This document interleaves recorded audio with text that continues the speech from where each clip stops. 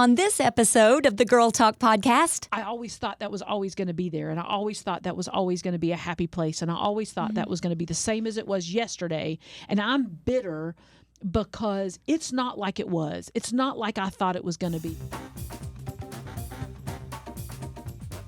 Hello there, you're listening to the Girl Talk podcast. My name is Carol. I'm Kelly. I'm Tricia. And we'd like to say thank you to Compassion International for sponsoring this season of the Girl Talk podcast. You can find out more at compassion.com/Girl Talk. Today, we're going to be talking about bitterness. Oh, wait, before you leave us, we've got some good news. Do we? Yeah, but not yet. First, we Okay. got to deal with the bitterness, right? Okay. Okay. That's let's- not good news. It's coming at the end. That's what I'm okay. saying. Stick around.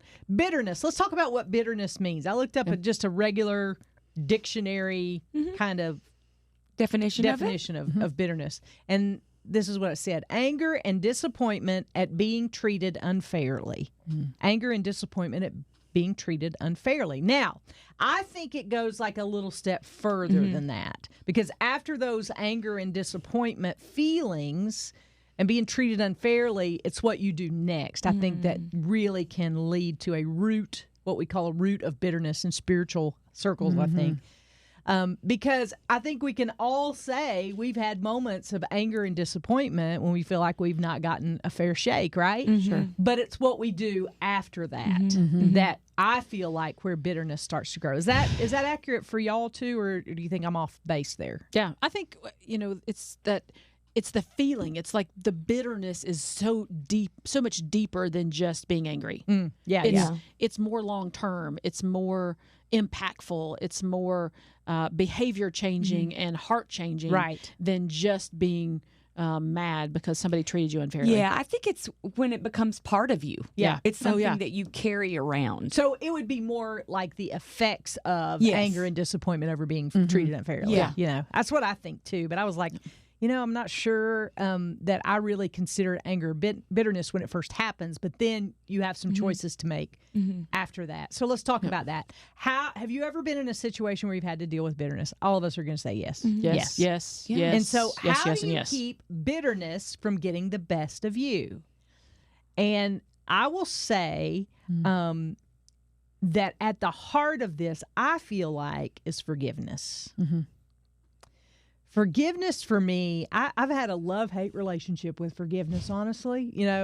I want to be forgiven, but sometimes I withhold forgiveness because I don't really feel like they're sorry, or I don't really feel like they're deserving or things like that. Yeah. So how do you guys, is forgiveness at the heart of it for you, or is it something different? I think for sure forgiveness is the heart of dealing with it. But I think one of the things that has to happen, one of the steps that has to happen almost first is awareness of it. Sometimes I think, I've forgiven that person, or it's not that big of a deal. But every time I see them, I have a visceral reaction, or I'm in my mind preparing for what I think they're going to say to me, or I'm different. I'm not the same when I see them. But without being aware of that, I can't deal with it. So would you say that might be an indicator to you? Yes. Like when you see them somewhere and you've had some kind of interaction where you've been disappointed or you don't feel like you've been treated fairly, and you see them and you feel differently, that should automatically say to you, I might be bitter about whatever's happened. Yeah. That's an indicator. I think it's a red flag. Yeah. What about you, Katie? Yeah, I mean, I think I think one of the root problems of bitterness is our own unmet expectations. Yeah. That we are expecting something to happen differently. We're expecting. I read this book recently that the author had this great phrase in there. He was talking about really kind of getting over some of the junk that you're dealing with. And one of the things that he said was, don't assume permanence. Unpack that just a little bit. So when we are assuming permanence, it means we're assuming that things are always going to be the way they've always been. Okay. And so sometimes these disappointments, these being treated unfairly, some of that can get back to us assuming that that things are always going to be the way they've always been. And so we are assuming permanence both with the people around us, that they're going to treat us today the way they treated us yesterday, and assuming permanence with other situations in our life. And so because we're assuming permanence in the way God has orchestrated our life. So when I think back about the things that I've gotten bitter about, it's been a lot of these forced changes. The forced changes of having to leave a church, forced changes of having to leave employment, forced changes of having to leave a friendship. And so for me, a lot of that gets back to, I always thought that was always going to be there. And I always thought that was always going to be a happy place. And I always thought that was going to be the same as it was yesterday. And I'm bitter because it's not like it was. It's not like I thought it was going to be. I've assumed permanence. And because I assumed that it would be the same today as it was yesterday, I'm now bitter at the changes in my circumstances. Okay, so I have a question there because I would agree to an extent, but I think there is also such thing as a healthy boundary. When you go, my mom and dad, you always used to say, if you go to draw water from the same well, you're going to get the same kind of water, right? True. Yeah. So what is the difference in not assuming permanence and setting a healthy boundary to keep yourself from getting hurt again? Do you see what I'm asking there? Like, I think that's a fine line because true, people can change, circumstances can change, all those things can change, but we also don't want to put ourselves back into a situation that is toxic or not good for us. Right. Just because we don't want to assume permanence. Does that make sense? Yeah, and I think a lot of that has to get back to me changing my own frame of reference. Oh, yeah. And I guess that's where I'm going with all of that too, is that it comes back to me changing my perspective and my frame of reference. That yes, getting into a healthy place, having healthy relationships, not letting the same thing happen to me that happened before is one step towards that becoming really healthy and dealing with that bitterness. Yeah. But if I stay stuck in that thought pattern, stuck in that assumption making, stuck in that place of anger, that's where that resentment starts to build up. Yeah. I agree with you. Yeah, and I would say too, TK, because you kind of have spent some time and have some background in social work, so you would probably know this. But the older I get, maybe this is just me, and maybe it's just taken me a long time to understand this, but the older I get, the more I understand that no matter what the situation, you have to, at some point, unpack those emotions. Yes. Like, you got to unpack it all and then lay it all out there and go, okay, this is how I feel, this is why I feel this way, and get to the root of it before you can ever heal and move on. I wish I'd have known that like 30 years ago, because I think I would be a lot better off now, because if you don't unpack those emotions when the situation is fresh, if you're like, I can't do that right now, they'll come out some other way. Is that true, or is that just me? No, it is completely true. It's completely true. When we don't address something, it's like if you don't clean a wound, it's just going to fester. It's just going to get worse. And I was thinking, when you were talking about that, you used the word stuck. And I think that is also a red flag for bitterness, is if you are stuck. You're stuck in a situation, you're stuck with a particular feeling, you're stuck because you haven't unpacked it. Or I was thinking about a clogged drain. Yeah. You get too much hair down the drain or whatever, and then that drain is stuck. And the more water that goes in, it doesn't go down. It just piles up, up, and up. And so you just get that clogged drain, and that's bitterness to me. It's like you haven't unpacked it. You haven't unclogged it. Things can't process in a healthy way. It's just building up, and sooner or later, it's going to overflow. Yeah. And so, yes, you have to deal with the emotions. You have to unclog the drain. You have to unpack the suitcase of emotions in order to heal. And I don't know if it's just me, because obviously I don't know what emotions you guys feel, but I find that I have not done a good job or been instructed to do that throughout my life, and I've rarely thought about the emotions I was feeling. Like They're felt scary. They're scary. Well, yeah, but I felt the emotions. Yeah. I'm not saying I didn't feel emotions, but I'm saying I didn't really think about what was at the root cause of this. Mm-hmm. You know, why are my feelings hurt? Yeah. Why are, because whatever the case may be. But I've never been encouraged to do that until recently in my life. Maybe it's just because my counselor's tired of me struggling with the same things over and over. And he's like, you need to unpack that, right? But I feel like and maybe I'm wrong, but I feel like in spiritual circles, we totally discount our emotional health. Is that there's a fair?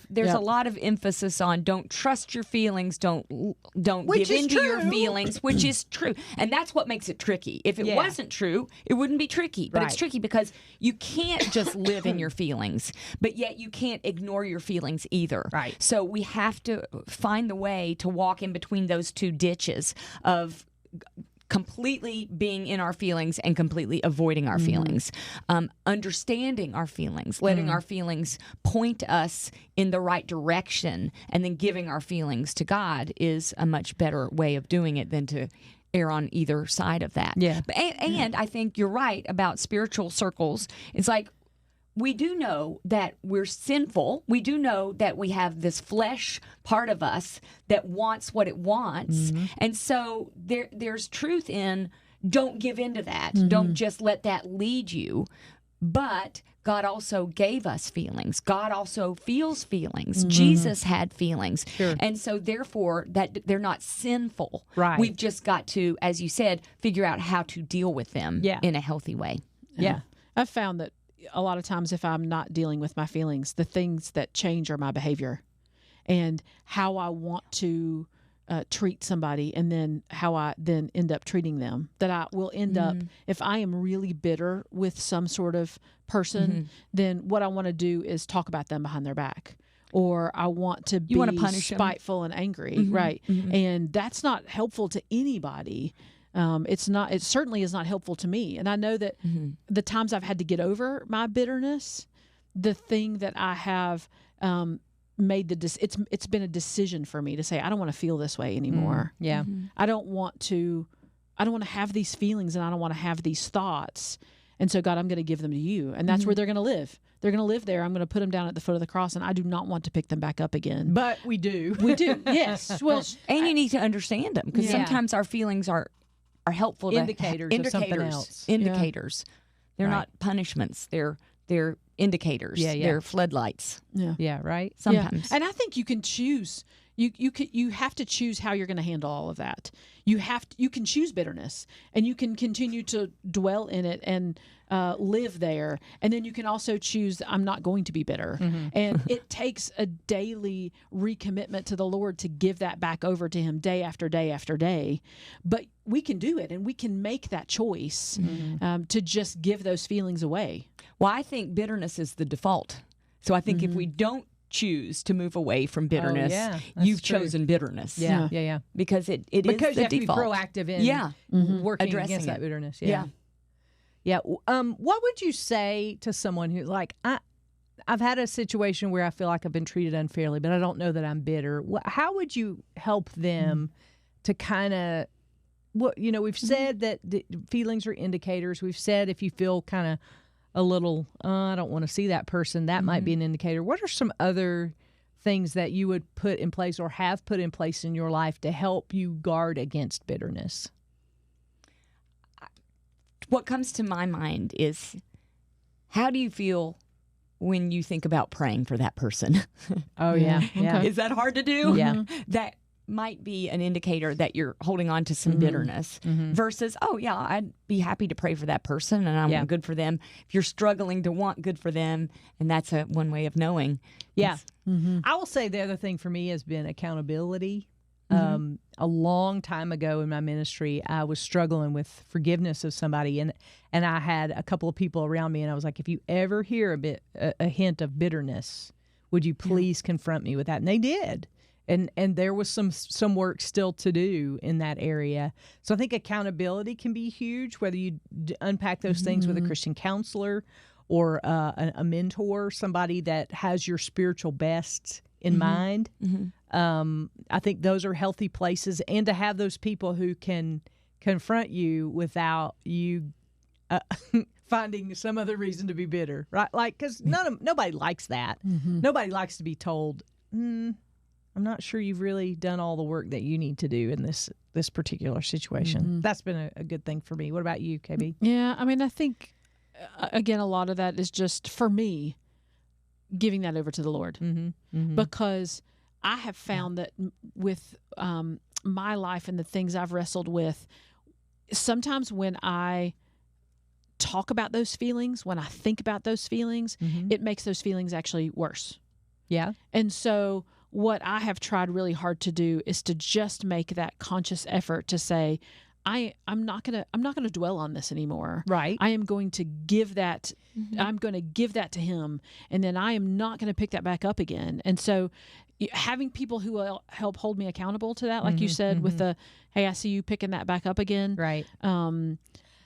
I did this silly little exercise in a Bible study, and I don't know if this will mean anything to anybody else, but they challenged me to, it was more worries, but I think it could work for bitterness too, to take an envelope, just a regular white envelope, and to put the people that you need to forgive or the feelings that you're having, write those down on an index card and put them in the envelope.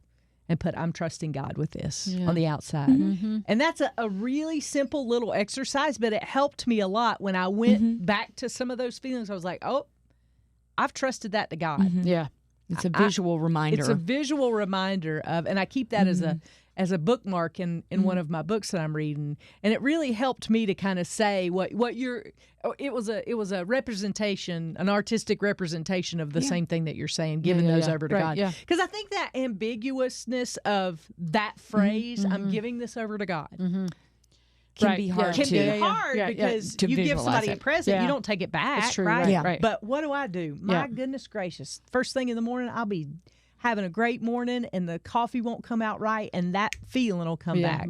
Yeah, you're not wrong. And so I just have to do that over and over and over again and make that a regular part of my process. Yeah. Yeah. And for me, it's about a choice. You know, I don't like the way I feel when I'm bitter. Yeah. And I don't want to feel that way. Yeah. And so I have felt so much of that over different seasons of my life that you kind of get to a place where you got to go, for my own health and safety, Sure. I don't want to feel this way. And so, you know, I'm just thinking about a specific issue I'm going through right now that I don't even want to unpack the feelings anymore. Right. Like I don't want to think about it. I just want to say, you know what? I don't want to think about this anymore. God, I want to think about this differently, and so I need you to just change my mind. Yeah. And And He answers that prayer. Yeah. That's a good prayer. Yeah. Along that same line, I like to try to, especially if it's regarding a person and a person I continue to see, I like to try to bless and not curse. I try to do the opposite of even what I want to do. Yeah. And like I said, when I was talking about praying for the person, do good for the person, do something kind for them. And that can be a way, and I don't mean like in a rude way, but it can be a way to change my heart. Right. God's not given like us. the imprecatory Psalms where it says break their teeth and all those things. You know? The what? It's called an imprecatory psalm. They're psalms that David prayed against his enemies. Oh. You know, they're like break his teeth off and, you know. Yeah. So, you don't want to pray In those the kind of tar prayers. Trampled by goats. Exactly. Yes, that's right. Yeah, okay. Sorry about that. No, that's funny though. That's a new word. I'd never heard that. I heard somebody say recently, don't lob grenades back into the place that you escaped. Okay. Don't lob grenades back into the place that you came from. Punishing the people. Don't punish the people. Yeah. But you know, the person who made you feel who treated you unfairly, that made you feel this deep level of resentment.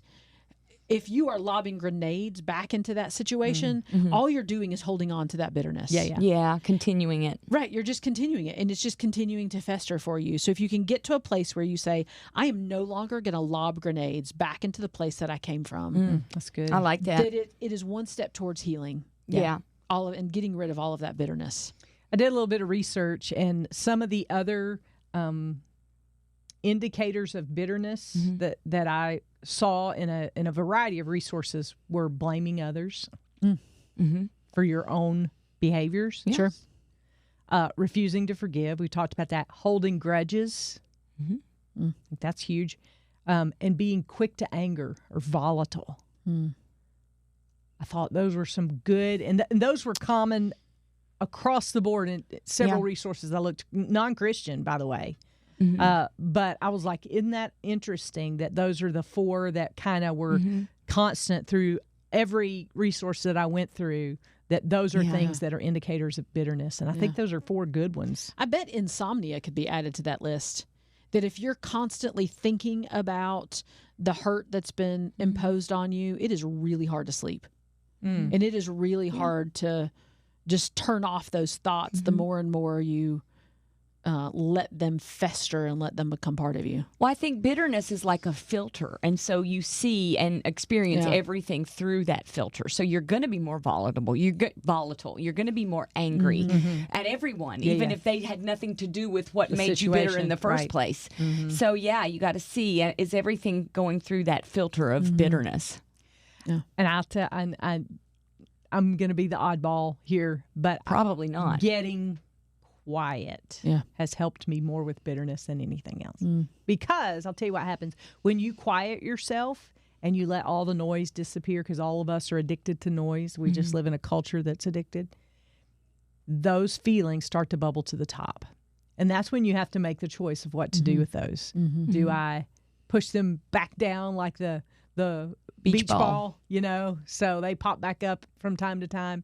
Or do I just deal with them, sit with God and say, here's this feeling, and I don't know what to do with this. I don't even know how to heal from this, but He knows. Yeah. Because He created us, you know. And so getting quiet for me helps a lot of those things surface back up and say, okay, here's something. We're here again. What you going to do with this? So they cannot forgive. I'm so sick of the phrase forgive and forget, because we're not built that way, right? Anytime and there's really not even that great of an idea anyway, because if you quote unquote forget, you could find yourself in a similar situation if it's a toxic situation. So forgiving and giving to God is a better phrase. Yes, that's absolutely. Right. Forgive and give. Because people will say, I can forgive, but I can't forget. And I think that is true in some sort, but I think what they're poking at, and I can't speak for everybody who says that, but I think that they're poking at is, I'll forgive you. I'll let you off the hook, but I'm not going to forget how you did me, Yeah. Which is so that's not really forgiveness. That's do a little bit of it. It's in my back pocket, not my front pocket. That's bitterness there. Right, and you carry it with you. Yeah. Anything else you'd add to the list? How do you know that you're bitter? Indicators of bitterness. Well,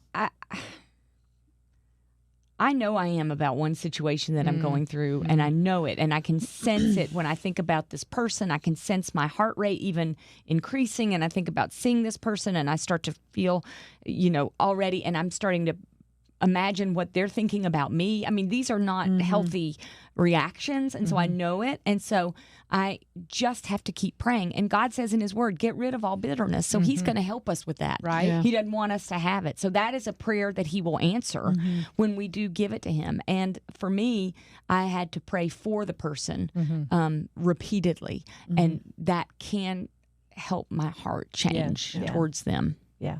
Yeah, I think one of the other indicators is that you start to see similar situations as with the same outcome. Like that I'm not going to go into a situation that looks like A, B, and C, because I know that that person, because she has curly hair just like the person who hurt me, I'm gonna, I'm not going into attacked. A situation with a person with curly hair. Right. That you start to portray and project all of those projecting all of those feelings that you have for that one situation onto new situations, and start to experience fear or start to experience major trepidation because the situations are too similar. Yesterday I was driving home, and here at the Cove I passed by a bank, and half of the bank had been cut off, and you could see the roots of the tree.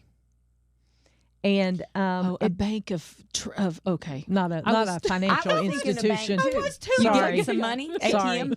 No, that's good. The other kind of bank, and part of that bank had been cut off, and you could see the roots of the tree. And it just was a good reminder to me as I knew we were preparing for this, because we hear the words root of bitterness a lot, and it's pointed to in Scripture too. But I was thinking to myself, you know, bitter fruit comes from bitter roots, and healthy fruit comes from healthy roots. Now, the harder thing is that we're the only ones who know what our roots are. We are the only ones who know what we're rooted in. And it was just a good visual reminder, because I'm a very visual person. It was just a good reminder to me that, hey, from time to time, we need to check our roots, you know? And I'm not talking about these roots. I'm talking about, you know, your spiritual roots. We don't want to be caught by surprise when we see that person that we haven't seen in years, and we're like, man, there are churches that have split over family arguments. They don't even know what they originally started arguing about. Yeah.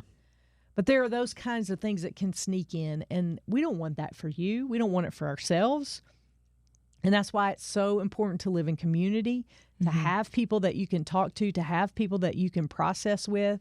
Maybe you want to, you know, go get some help. Christian counselors are always good to help process through those things, but don't let that sneak up on you. That's why we did this podcast today, and that's why we want you to be aware of things that can grow unhealthy roots in your life. If you've got comments, you're welcome to get in touch with us. We would love to hear from you. You can email us at girltalk@thelightfm.org anytime, day or night. We always do a happy dance when you get in touch, because we love hearing from you. And we want to say a very special thank you to our friends at Compassion International. They are rescuing children from poverty in Jesus' name. They lead with Jesus. They work through the local churches so that kids and families can come to know Christ. And they do that through a child sponsorship model. We all have sponsored children. My child's name is Gilbert, and I am so excited to have him as part of our family, and we get to write letters back and forth. Now, if you'd like to adopt one of those children into your own family, make sure they're provided for, make sure they hear the gospel of Jesus Christ, you can do that right now by going to compassion.com/Girl Talk, and you can find their sweet faces there. We'd love for you to do that. And thank you to Compassion for sponsoring this whole season of the Girl Talk podcast. And I'll tell you what, we're going to save you a seat, because we expect you to be right back here the next time we gather around these microphones for the next Girl Talk podcast.